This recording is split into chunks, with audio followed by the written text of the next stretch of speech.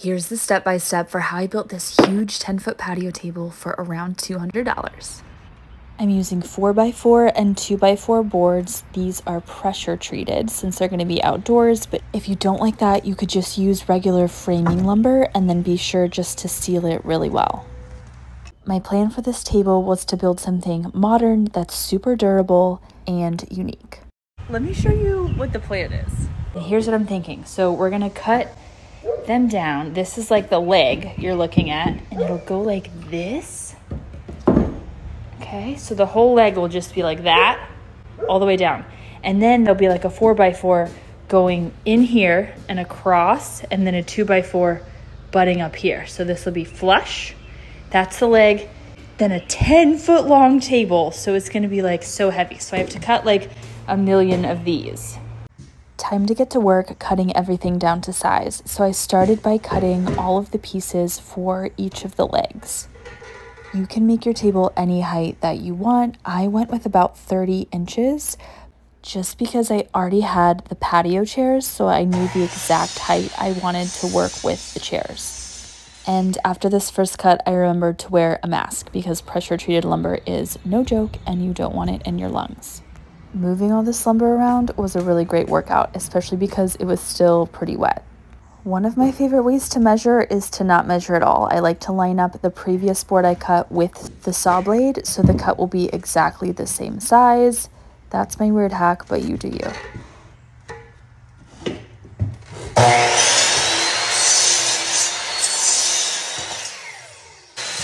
After what felt like a million cuts with the 2x4s, it was time to move on to the 4x4s, but then...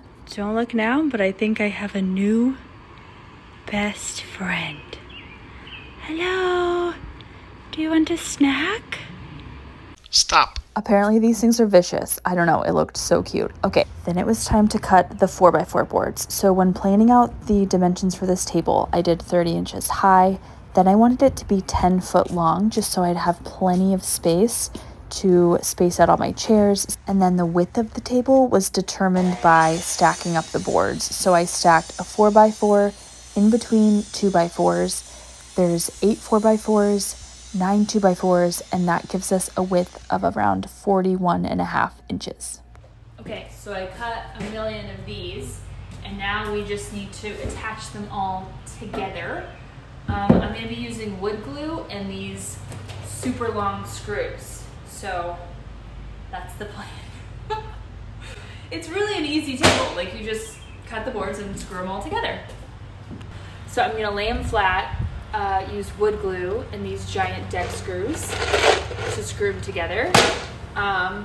It should be pretty easy. We just want to make sure it's as flush as can be. But this stuff's going to dry and shift over time, so it's not going to be perfect. Hello, excuse me. There we go. So I am using wood glue to help bind these together along with some deck screws that are 3 inches long. The wood does have to be a little bit dry for this wood glue to stick. I'm just using a board on the bottom to line everything up flush so that the bottom is even. I was very intentional when I picked the boards to make sure they're straight so that they won't warp and twist as the table dries. I'm also adding in the screws at an angle just to keep everything extra secure. I did one board at a time and added about 3 screws per board. I designed this table so that the 4x4 boards are shorter than the 2x4 boards, so the 4x4 board can sit on top of the leg, slide in that little notch, and everything will be flush. In order to do this, you actually cut it 3.5 inches shorter because that is the actual length of the lumber. This is what the finished table leg looks like. It's time to add the top, and there's the other one. But first, here's the vision. So far, we're gonna clean out all this. This is gonna be like a gravel area. I'm building this brick wall, but I ran out of mortar and didn't feel like mixing it, so we're gonna finish that at some point. This is gonna be like the little fire pit area, and then the gravel will go all the way up to the patio, and then this will be like a big giant 10-foot table, and then magical twinkle lights, and then that's the front. So do you see what I mean? It's gonna be so good. Okay, back to the table. So I spaced these legs out 10 feet apart. They are so heavy, which is amazing because this means this will stay in place. And now I'm going to attach the top one board at a time, and I'm so excited.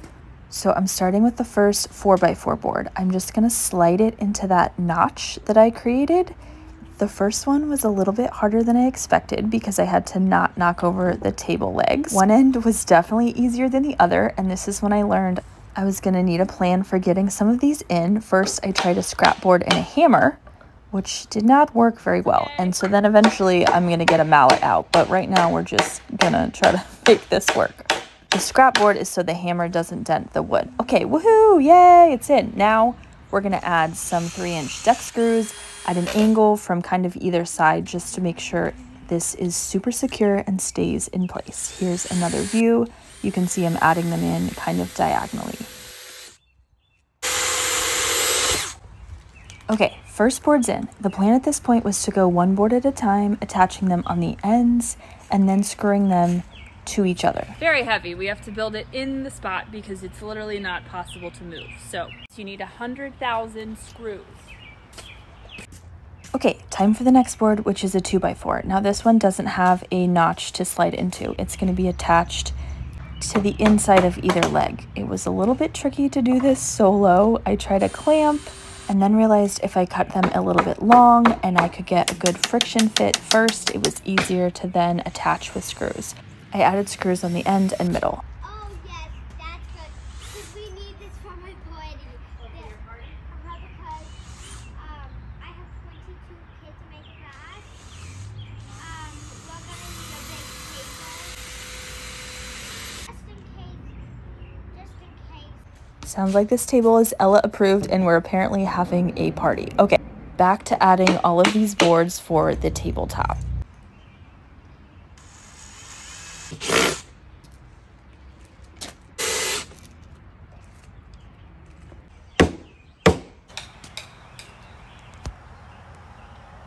What are you making? I'm just joining blocks together and hammering them. Oh, you want to put your safety glasses over your eyes?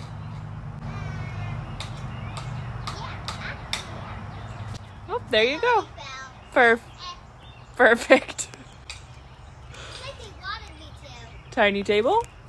The biggest table that you've ever seen. Okay, here's a close-up for how the 2x4s I friction fit in and then screwed.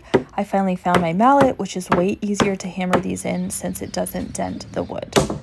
After the initial few boards, this process actually went super fast and was so satisfying. It all fits together like a puzzle.